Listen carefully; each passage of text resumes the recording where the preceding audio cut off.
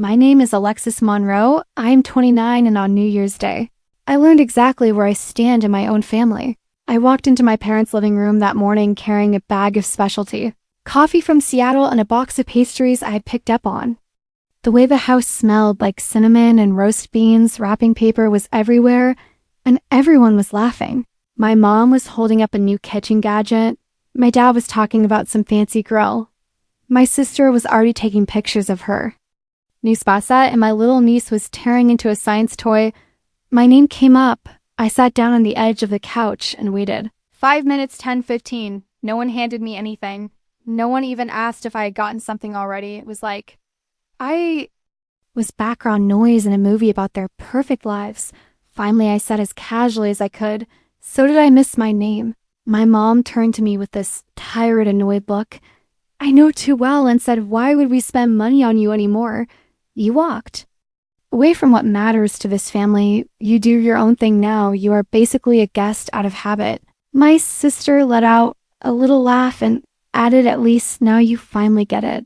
You are not really on our level these days." I did not cry. I did not scream. I stood up, set the coffee on the table, told them they would need it more than I would, and walked out into the cold January air. By the time the sun went down on January 1st, I was back in my apartment in Seattle staring at the financial app I built that tracks every dollar flowing through their coffee shops. The day ended like that. And at 8:30 the next morning, January 2nd, a single box showed up on my parents' front porch and blew their perfect little world apart, if you want to know what was inside that box, and how the daughter they treated like she did not exist ended up holding all the power stay with me until the end. 5 years earlier, I was 24, broke by most people's standards, but somehow the only person in my family who knew how close we were to losing everything. Back then, Monroe Rose, the little coffee chain my grandparents started in Portland, was bleeding out. My mom, Carolyn, ran the day-to-day like she always had. My dad, Dennis, kept signing off on new equipment, loans we could not afford, and everyone kept talking about how loyal the regulars were, as if good vibes could pay overdue invoices. My older sister, Brianna, was the golden child who posted body art on Instagram and called herself the face of the brand. I was the one who moved to Seattle to write code, allegedly the child who walked away.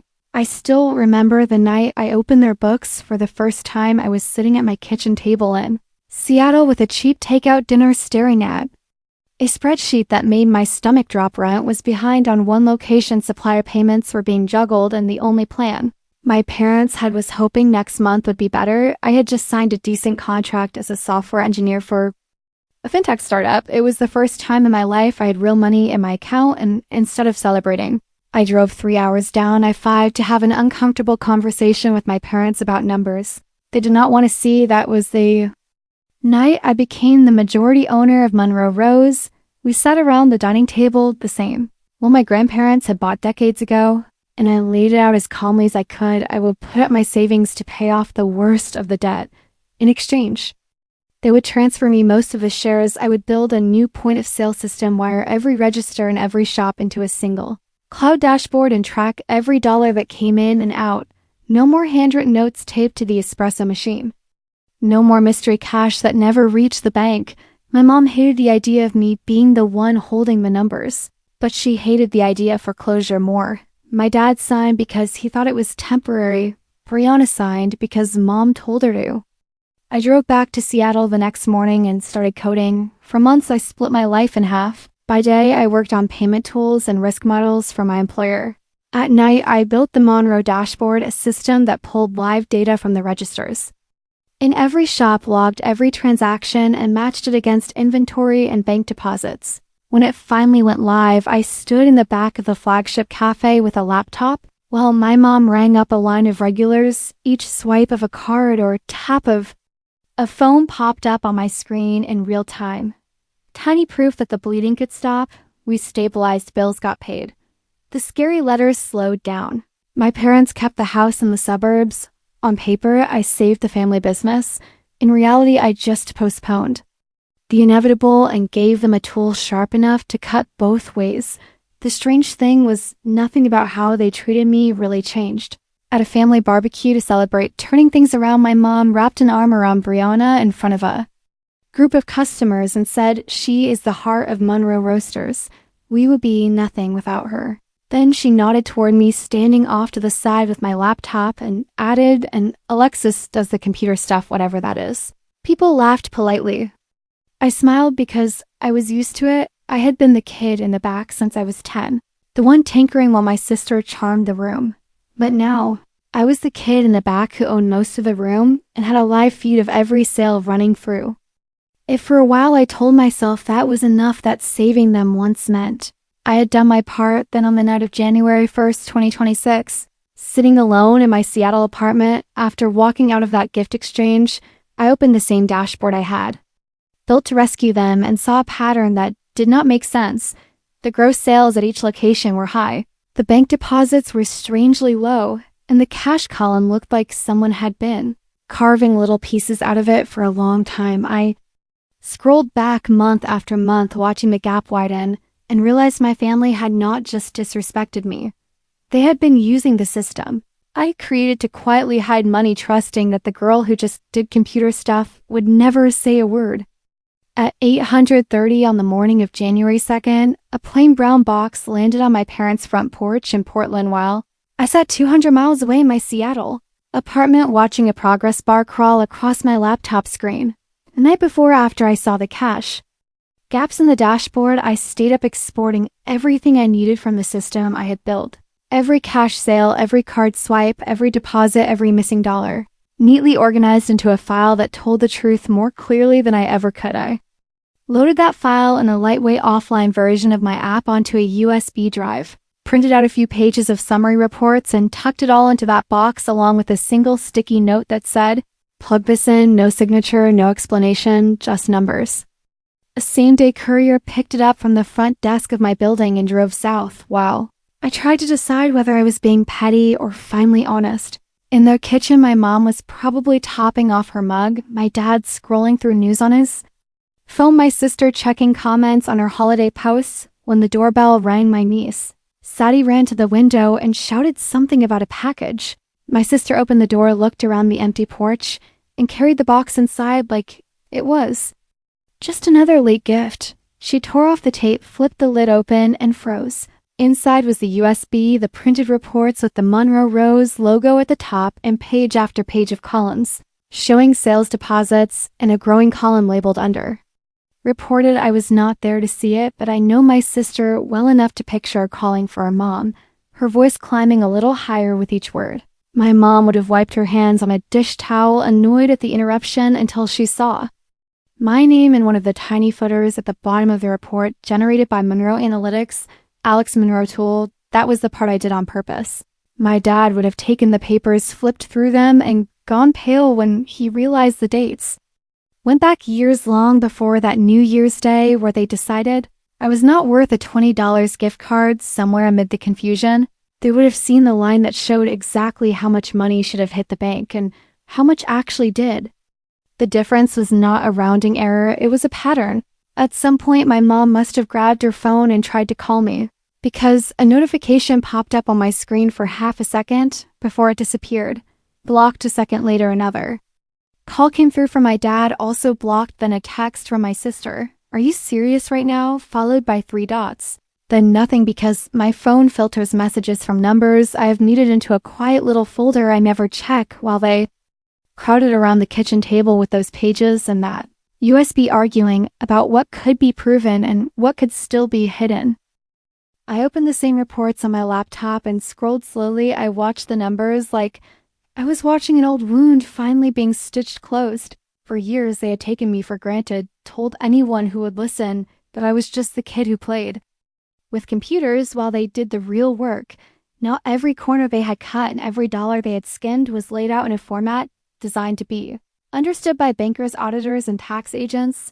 I still had not decided exactly who I was going to show it to when I hit save and closed my laptop, but I knew one thing with absolute clarity. For the first time in my life, my family needed something from me more than I needed anything from them.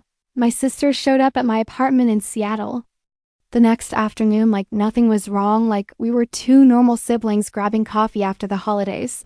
I watched her through the peephole for a second, standing in the hallway in her expensive Coat phone in one hand, reusable cup in the other, looking more like an influencer on a brand deal than someone whose entire business had just been dissected on paper. When I opened the door, she smiled too wide and said, "Lex, can we talk?" And my first instinct was to shut it again. Instead, stepped aside and let her walk in. She made a slow loop around my living room, pointing out the view, the framed hackathon badge, the second monitor on my desk, as if seeing evidence that my life was real for the first time. Then she put her cup down and dropped the act. "Mom is freaking out," she said. "Dad, too." Her voice had that tight edge she gets when she is scared, but trying not to show it. "They found your name on their reports. They know it came from you." I leaned against the counter and waited. She kept talking fast now. "We thought you just helped with the loans." "Okay. We did not know you actually owned most of the company and had some backdoor into everything. That is not how any of this works," I said. "You all sat at the table and signed the papers. You knew exactly what I was offering and what I was asking for." She waved that way, like it was a detail that did not matter. "They're saying this is going to cause a huge mess with taxes, that you blew it up over nothing, over a rough holiday." Alexis, my chest tightened at that. Nothing a rough holiday. I saw again my mom looking straight through me on New Year's Day while everyone around me opened gifts, and I felt something settle into place. Brianna must have seen it on my face, because she switched strategies. "Look," she said, dropping her voice. "You know how things are run. Cash is just easier sometimes. People have done it like this forever, and Sadie loves her school. She loves her friends. If this gets any worse, we could lose the house, the shops, everything. Do you really want to be the reason she has to pack up her room and say goodbye to her whole life?" I almost laughed because it was so textbook. When we were kids, Mom used to pull that same move, wrapping every argument in guilt and family and tradition until you could not tell where your feelings ended and hers began. I thought about Sadie with her messy ponytail and science kid, about how she had nothing to do with any of this, and for a second I felt my resolve wobble. Then I remembered the numbers on my screen. Years of underreported cash, years of them signing my name as an officer on tax forms while quietly skimming from the business. "I've saved. You're not putting this on a 9-year-old. I said quietly. "You and Mom and Dad made these choices, not her." She shook her head like I was being unreasonable. "You changed, Alexis," Brianna said. "You left. You chose tech and strangers over your own family. And now you are punishing us for not throwing you a party every time you come home." There it was, the old script. I walked away from the only thing that mattered. I was ungrateful. I owed them loyalty forever because I shared their last name. I thought about a winter morning when I was 15, standing in the back of the original Monroe Rose with a beat-up laptop balanced on a milk crate. I had stayed up all night teaching myself how to build a basic ordering page, proud of the little form that could send drink choices straight to the bar. When I showed it to my mom, she laughed gently and told me to put it away, so I would not scare off the regulars.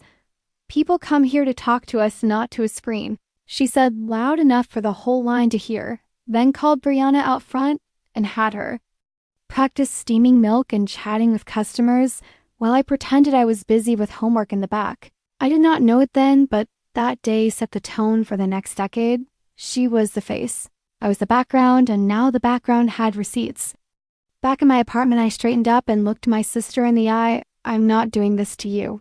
I said I'm done covering for decisions I did not make. If there is nothing to hide, then the numbers will match, right? She opened her mouth, shut it again, and grabbed her cup. "This is not you," she muttered on her way to the door. "You used to be the one person I could count on to put family first." I let that sit in the air for a second before I answered, "Maybe putting family first is what got me into this mess." The weeks that followed felt like walking through fog. I kept my distance from my parents, from Brianna, and from the people who had once made up the rhythm of my life. I opened the dashboard every night, scrolling through the numbers that had once been a lifeline and now were evidence: the underreported cash, the missing deposits, the patterns that spoke louder than words. I had spent years fixing their mistakes, only to realize they had been using me to cover them up, and the thought made my chest tighten. I told myself this was not about revenge, but honesty, about refusing to be complicit, about reclaiming the control that was always mine. I had built this system to save them, to stabilize Monroe Rose, but now it was a weapon, and I held it carefully, knowing I could strike or I could wait. The first envelope from the IRS arrived on a Monday morning, heavy thick, with the weight of officialdom. I did not open it immediately. I waited until the office was quiet and the sun streamed through the blinds before I clicked it open.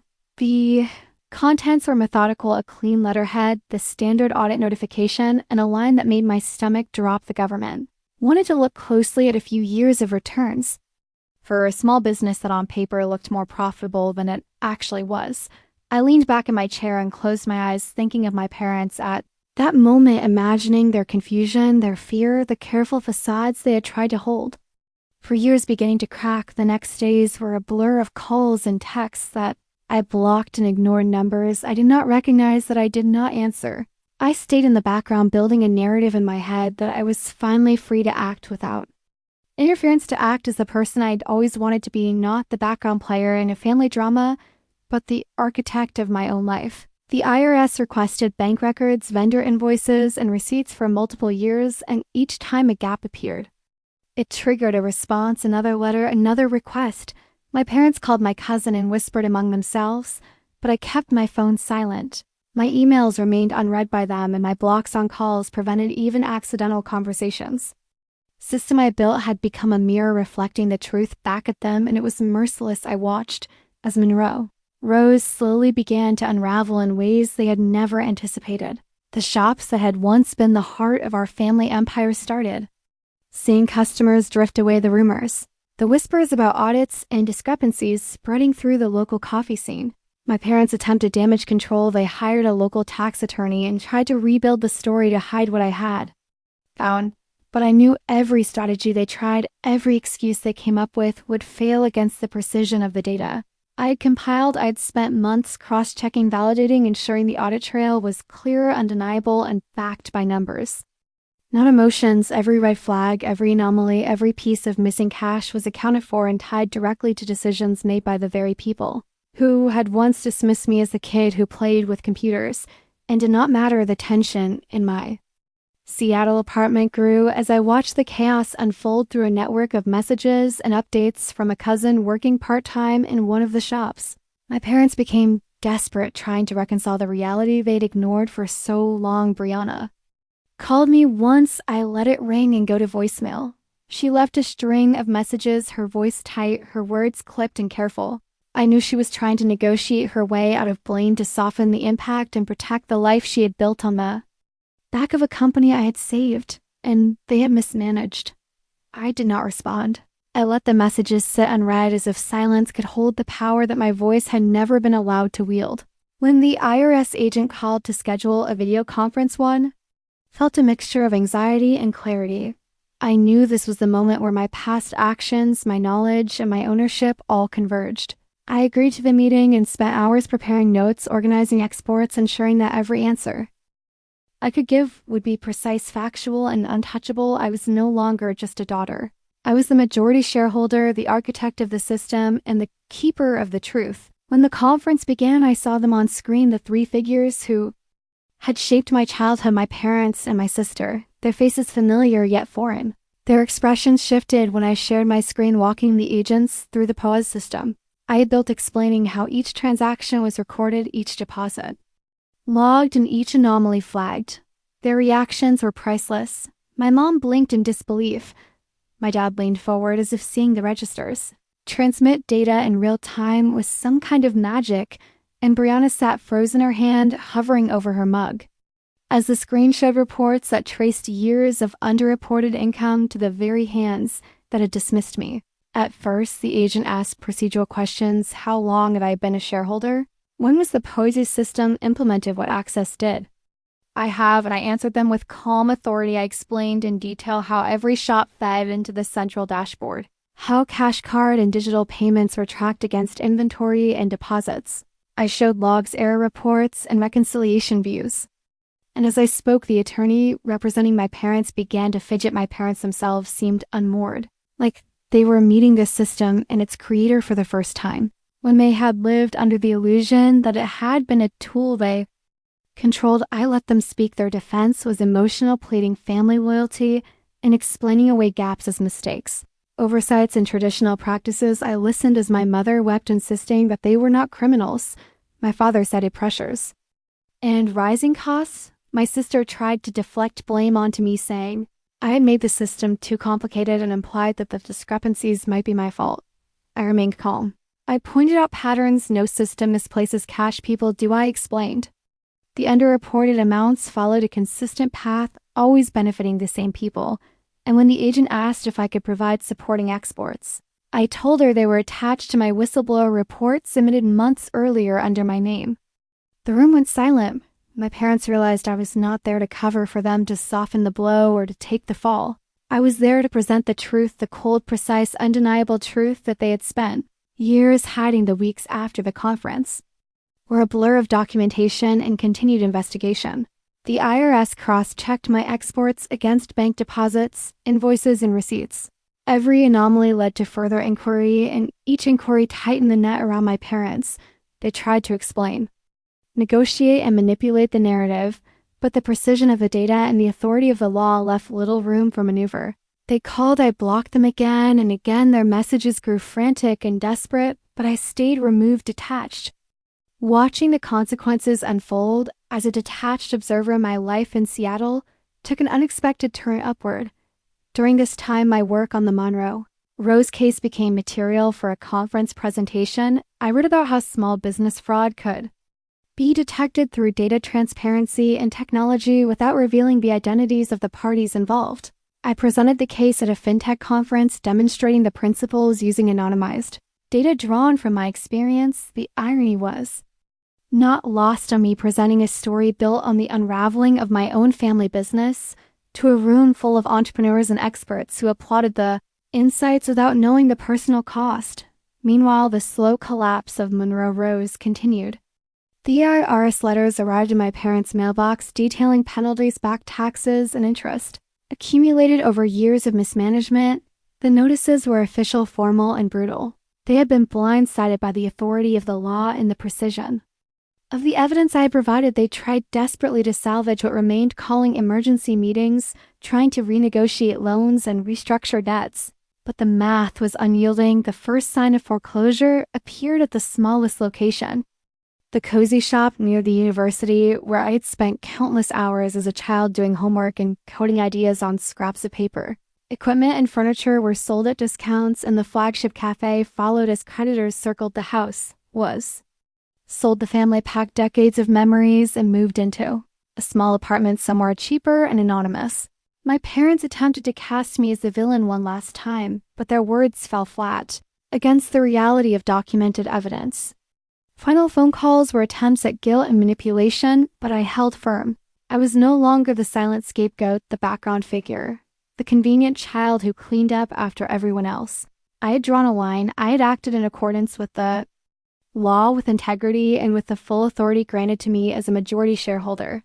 After the final phone calls, I felt a strange weight lift from my shoulders. For the first time in years, I realized that the control I had always been denied was finally mine. I no longer had to mediate between their mistakes, or cover up their shortcuts, or pretend that everything was okay when it clearly was not.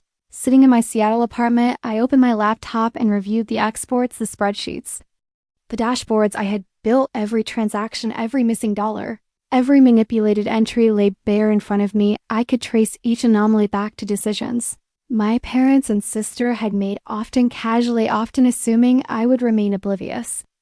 They underestimated me, and that underestimation had given me the leverage I needed to act. I thought about the Christmas morning when they had ignored my presence, when my mother had said I was a guest out of habit, when Brianna had laughed and told me I was not on their level. Those words had stung more than I could articulate at the time. I had buried the feelings, pretending it was fine, pretending that my success in tech and coding was enough of a statement. But now I understood that my silence had only allowed their pattern to continue unchecked, and that realization had fueled the precision with which I had acted. The months that followed were a blur of professional focus and personal detachment. I no longer received calls from my parents or my sister unless they were attempting to negotiate or manipulate, and I blocked every number I did not recognize. My own life began to expand in ways I had never allowed myself before without their interference. I focused on my career my projects, and slowly began building a life that was entirely mine. I rented a small apartment closer to the river with a view I could lose myself in. I brought my monitors, my laptop, and a few personal belongings that mattered to me and started creating again, not for my family, not for anyone, but for myself. I thought about the lessons I had learned about loyalty and complicity and decided that my next project would help small business owners prevent the kind of manipulation I had witnessed. It felt like a kind of healing to write each line of code, to design dashboards and alerts that highlighted risks rather than hid them. I thought about the irony that the skills that had been dismissed for so long were now creating security for others and autonomy for myself.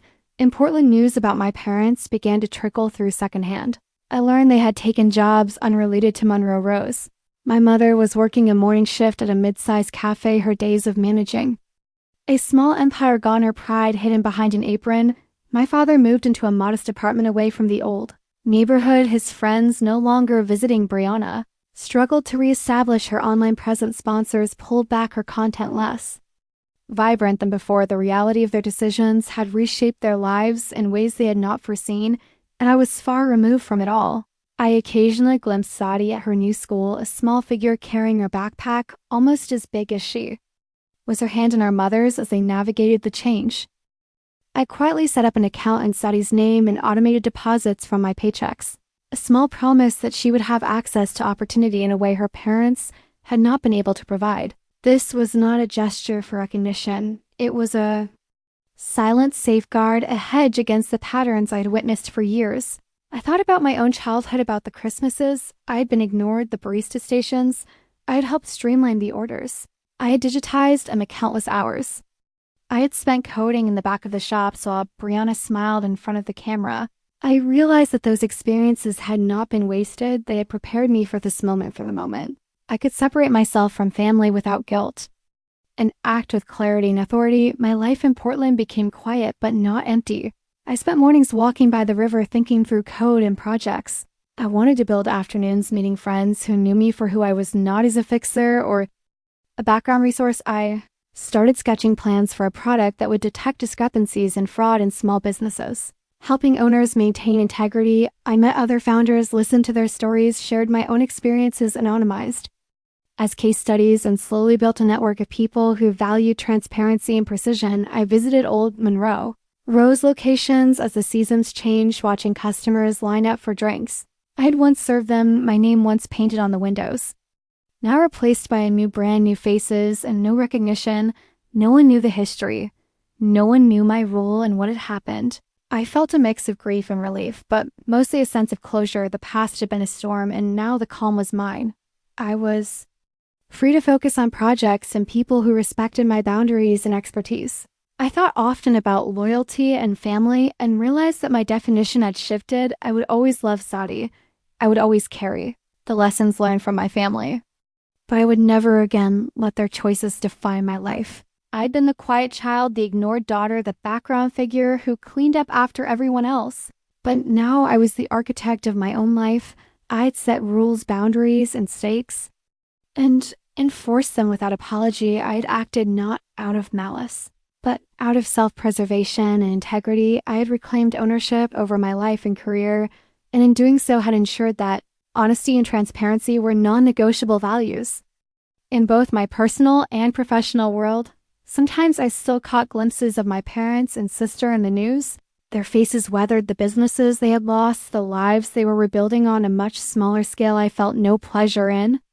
Their struggle, I felt only relief that I no longer carried responsibility for their choices, and that I had acted before their pattern dragged me under.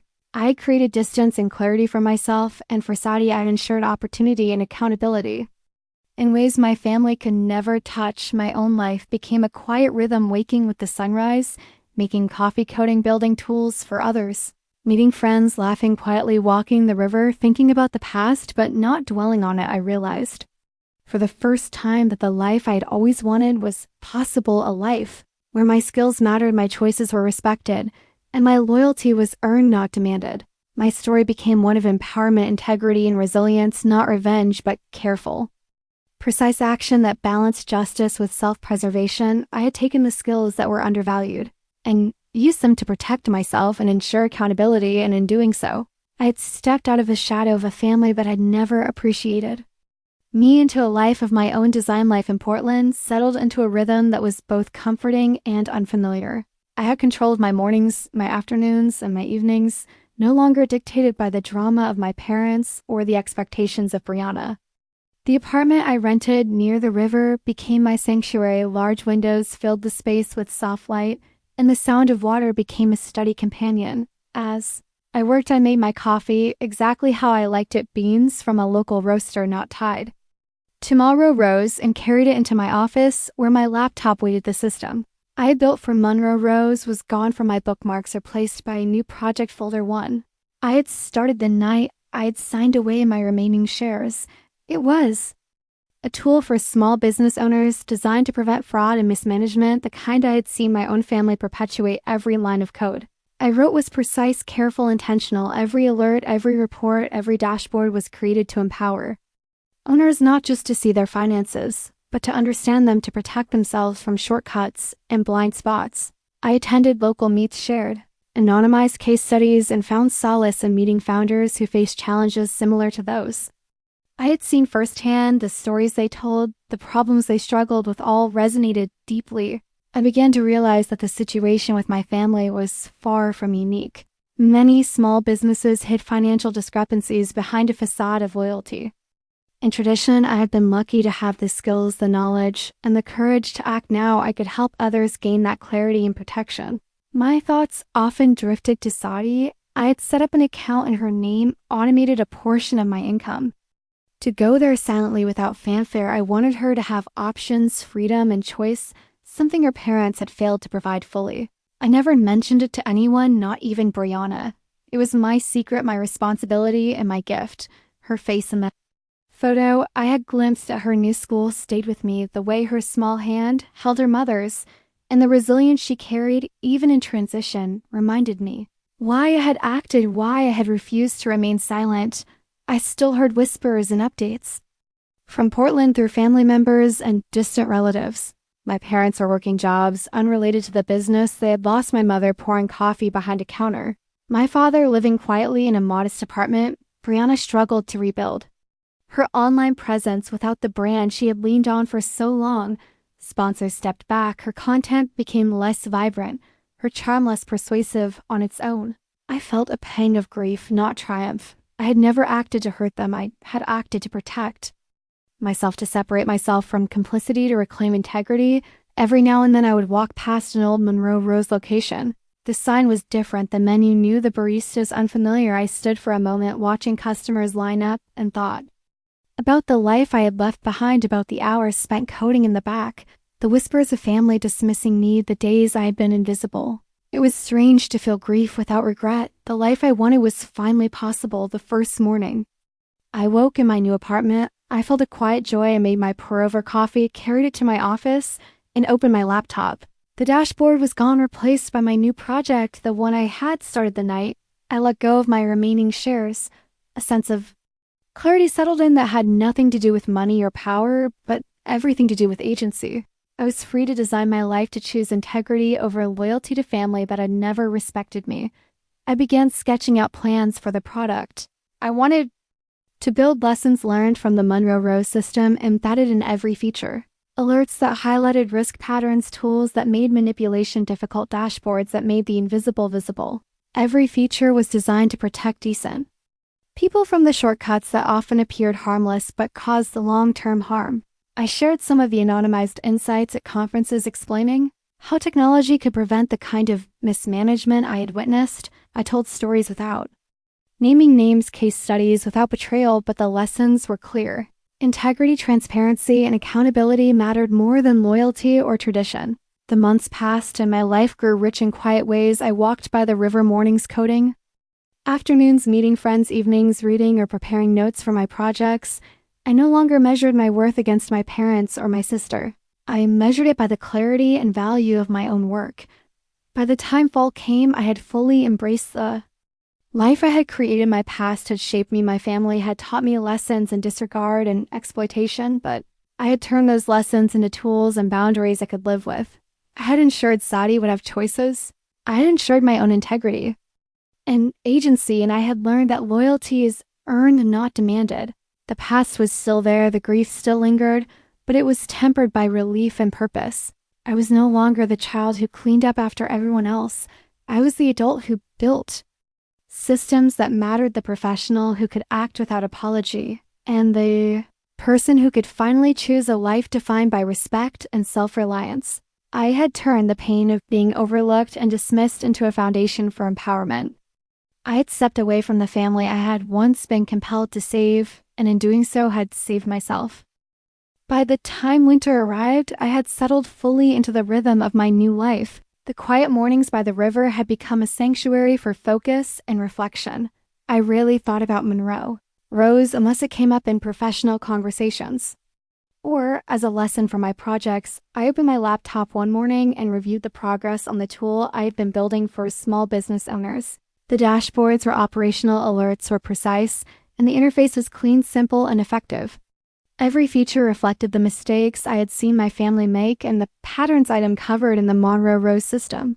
I thought often about the day the package had arrived on my parents' porch, about the way Brianna had frozen when she saw the USB and the reports, every entry, every missing dollar, every manipulated transaction had been traced and exported by me. I remembered sitting in my apartment watching the progress, bar crawl across my screen, feeling both apprehensive and resolute. The decision to act had not been easy, but once it was done, there had been no turning back. I realized that the silence I had endured for years had sharpened my resolve and my skills. My parents had lost everything, but I had gained clarity, control, and purpose. Important updates continued to trickle through distant relatives. My parents were adjusting to new jobs, my mother behind a counter, my father quietly living in his apartment. Brianna tried to rebuild her online presence, her content. Less vibrant sponsors stepping back, I felt no joy in their struggles, only relief that I had removed myself from complicity and could focus entirely on my own life. Sadie was thriving in her new school in ways her parents had not been able to provide. I occasionally checked the account I had set up for her, ensuring that she would have options, opportunity, and a choice. When the time came, the quiet moments by the river became my time to plan and dream. I sketched out ideas for the product I wanted to build, lessons learned from the Monroe Rose system, embedded in every feature, integrity, transparency, and accountability as core principles. I attended meets, spoke to founders, shared anonymized case studies without naming anyone, and slowly built a network of like-minded individuals who valued honesty and precision. My days became a careful balance of work reflection and building connections. I realized that the skills my family had dismissed were now creating safety, clarity, and empowerment. Not just for me, but for others. I walked past old Monroe Rose locations one afternoon and paused. The sign was new, the menu redesigned, the staff unfamiliar. I watched customers line up for drinks I had once served them. My name once painted on the windows, now erased. I felt a pang of grief, but also a deep sense of closure. The life I had left behind was gone, and I did not need it anymore. The first morning I woke in my Portland apartment with soft gray light filtering through the blinds. I felt a sense of peace. I made my coffee beans from a local roaster, carried it into my office, opened my laptop, and focused on the project I was building. The past was a lesson, not a burden. I had reclaimed ownership over my life and career, and in doing so ensured that honesty and transparency were non-negotiable in both personal and professional realms. I reflected on loyalty and family and understood that my definition had shifted. Love and care were important, but they did not justify complicity and wrongdoing. I could act decisively without guilt, without betrayal, because protecting myself and Sadie was paramount. My story became one of empowerment and integrity. Not revenge, but precise, careful action that balanced justice with self-preservation. I had taken skills that were undervalued and turned them into tools of accountability and protection. I had separated myself from family without malice, ensuring that my life and Sadie's future would not be compromised by the choices of others. I walked along the river that evening, thinking about the past and the future, and felt a quiet determination. I had been the overlooked, ignored child, the background figure. Now I was the architect of my life, free to choose integrity, agency, and purpose. My parents and sister faced the consequences of their choices. Without me, I had acted out of principle and necessity, not vengeance. I had set boundaries, drawn lines, and enforced them without hesitation or guilt. I had reclaimed my life. And in doing so, had created a framework to help others avoid the mistakes I had seen firsthand. I had finally stepped out of the shadow of family dysfunction into a life defined by my choices, my skills, and my principles. Months passed in my life. In Portland, settled into a rhythm I had never experienced before. There were mornings spent walking by the river, coffee in hand, afternoons focused entirely on coding and building tools, and evenings spent reading, reflecting, or connecting with friends who saw me for who I truly was. I no longer measured myself against my family or their expectations. I measured myself by the clarity of my work and the integrity of my choices. The tool I had started the night I let go of my remaining shares had grown steadily. I had implemented alerts that highlighted suspicious patterns, dashboards that made discrepancies impossible to ignore, and reports that gave small business owners full visibility into their operations. Every feature reflected the lessons I had learned from Monroe Rose. I thought often about that Christmas morning when they had ignored me, when my mother had called me a guest out of habit, and when Brianna had laughed telling me I was not on their level. I remembered the sting, the isolation, the sense of invisibility, and how it had fueled me to act. I had spent years building a system that could have saved them, if only they had been willing to be honest, but their choices had made intervention inevitable. I occasionally received distant updates from Portland, my parents working modest jobs, my mother behind a counter, my father living quietly in his apartment, Brianna struggling to maintain her online presence without the brand she had relied on Saudi adjusting to. Her new school and routines. I had no desire to gloat or watch them fail. I only felt relief that I was no longer responsible for their decisions or their consequences. I had acted to protect myself, and Saudi I had acted to ensure accountability and integrity. I sometimes passed old Monroe Rose locations on my walks. The signs new, the menus redesigned, the staff unfamiliar. I stood and watched the lines of customers and felt a mixture of grief and closure. The life I had known was gone, and it was no longer mine. I was free to focus on my own projects, my own growth, and my own life. Each morning I woke in my apartment, I felt a sense of calm and purpose. I made my coffee beans from a local roaster, carried it to my office, and opened my laptop. The dashboards for my new project were clean, efficient, and empowering. I thought about loyalty, family, and integrity, and realized that I no longer had to compromise my principles to maintain relationships. The past had been a series of lessons in neglect and manipulation, and I had transformed those lessons into tools for empowerment. I had separated myself from a family that had undervalued and dismissed me. I had done so without malice, only with precision, care, and necessity. I reflected on Sadie and the account I had set up in her name, automated deposits that would provide her options and choices in the future. I had ensured that she would have freedom even if her parents failed to provide it fully. My life became increasingly quiet but rich in purpose. I attended meets, shared anonymized case studies, spoke to other founders about transparency and accountability in small businesses, and slowly built a network of like-minded individuals who valued integrity. I focused on building solutions to prevent the kind of mismanagement I had witnessed at Monroe Rose. Every feature, every line of code, every alert I implemented was designed to empower owners and protect employees. I no longer carried the weight of my parents' decisions. I no longer covered for mistakes. I no longer felt compelled to mediate between family members. I had reclaimed control over my life and career, and in doing so had established boundaries and standards I could live with. I walked along the river at dusk, reflecting on the journey from ignored daughter to architect of my life. I had turned the skills that were once dismissed into tools for accountability and empowerment. I had separated myself from a family who had undervalued me without revenge, only with precision and integrity. I had reclaimed my life, and in doing so created space for growth, purpose, and freedom. I had finally stepped out of the shadow of my family into a life defined by my choices and my principles. By the time fall returned to Portland, the changes in my life had fully settled. The mornings by the river had become sacred time, a space for clarity, reflection, and planning. I rarely thought about Monroe Rose except as a cautionary tale or a professional lesson in integrity. The dashboard I had built for small business owners was now fully operational. Alerts were precise and dashboards clean, intuitive, and empowering. Every line of code reflected my lessons learned from Monroe Rose, my family, and The patterns I had observed in their management decisions, I continued to receive distant updates from Portland. My parents worked modest jobs, my mother behind a counter, my father quietly living in a small apartment. Brianna continued to rebuild.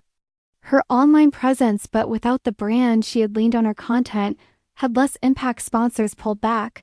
Sadie was adjusting to her new school, adapting to a life her parents had failed to fully provide. I felt a quiet relief knowing I had set up a separate account for her, ensuring that she would have options, choices, and freedom when she needed them.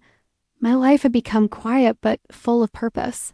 I spent mornings walking by the river, afternoons coding and building systems that would prevent the kind of mismanagement I had witnessed, evenings reading and reflecting. I had removed myself from family dynamics, from the weight of responsibility I had carried for years, and replaced it with agency and control. I walked past old Monroe Rose locations on my way to meet friends one afternoon and paused. The signs were new, the menus redesigned, the staff unfamiliar. I watched customers line up and felt a mixture of grief for what had been and closure for what I had behind. I realized the life I had once known was gone, and I did not need it anymore. I created a life defined by integrity and self-determination. Each morning I woke in my apartment, I brewed coffee beans from a local roaster, carried it to my office, and opened my laptop. The dashboards for my new project were clean and operational, every alert precise, every report empowering. I had learned that loyalty to family did not mean complicity in wrongdoing. I could act decisively without guilt because protecting myself and Sadie was paramount. I reflected on the decisions that had led me here, the mornings of exclusion, the years of dismissive treatment, the silent responsibilities I had carried. I had taken those experiences and turned them into tools for accountability, empowerment, and transparency. I no longer measured my worth against my family. I measured it by the clarity of my actions and the integrity of my work. I attended professional meets, shared anonymized case studies, spoke to other founders about transparency and accountability, and slowly built a network of individuals who valued integrity. I focused on building solutions to prevent the type of mismanagement I had witnessed in my family business. Every feature, every line of code was designed to empower owners and protect employees. I no longer covered for mistakes. I no longer felt compelled to mediate between family members. I had reclaimed control over my life and career and had established boundaries and standards I could live with. I walked along the river at dusk, reflecting on my journey from the overlooked, ignored child to the architect of my life. I had turned my skills into tools for accountability, empowerment, and integrity. I had separated myself from a family that had undervalued me, without revenge, only with precision and necessity. I had reclaimed my life and created space for growth, purpose, and freedom. I had finally stepped out of the shadow of my family into a life defined by my choices, my principles, and my agency. I finally woke up in my small Portland apartment with soft gray light filtering through the blinds for the first time in years. I made coffee from beans I chose myself and carried it into my office. My laptop waited. The life I had left behind was gone, and I did not need it anymore. I had reclaimed control over my time, my choices, and my principles. I thought about my family, the decisions they had made, the shortcuts they had taken, and the ways they had dismissed me. For years, I realized I had done the only thing I could. I had acted with integrity. I had refused to be complicit. I had drawn clear lines. I had chosen myself and sought over loyalty to a family that could not respect boundaries or honesty. I reflected on the system I had built for small business owners. Lessons learned from Monroe Rose were embedded in every feature. Alerts and dashboards were precise, transparent, and empowering, designed to protect owners from manipulation, to make the invisible visible. I had turned the pain of neglect and betrayal into tools that could help others. I walked along the river that morning, thinking about the journey from the overlooked child to the adult who had agency, who could act decisively and with clarity. I thought about Sadie and the account I had set up in her name, ensuring that she would have options, freedom, and choices in a life her parents could not fully provide. I realized that family is not defined solely by blood. It is defined by respect, honesty, and care. My parents and sister faced the consequences of their choices. Without me, I did not act out of revenge. I acted out of necessity, principle, and clarity. I had reclaimed my life, created boundaries I could live with, and built a foundation for the future. I had finally stepped out of the shadow of my family into a life defined by my choices, my skills, and my integrity. I reflected on loyalty, love, and responsibility. I understood that protecting yourself and standing for what is right is not betrayal, it is survival and empowerment. I've learned that being overlooked does not mean you are powerless. That skills and knowledge that others dismiss have immense value, and that stepping away from toxic dynamics is sometimes the only path to freedom. I had created a life small in scale but rich in purpose and peace. I walked by the river, brewed my coffee, wrote my code, and planned my projects for the future. I no longer carried the weight of decisions I no longer absorbed the consequences of choices I did not control. I had reclaimed my identity, my agency in my life, and for the first time in a long time, I felt clean, free, and fully myself.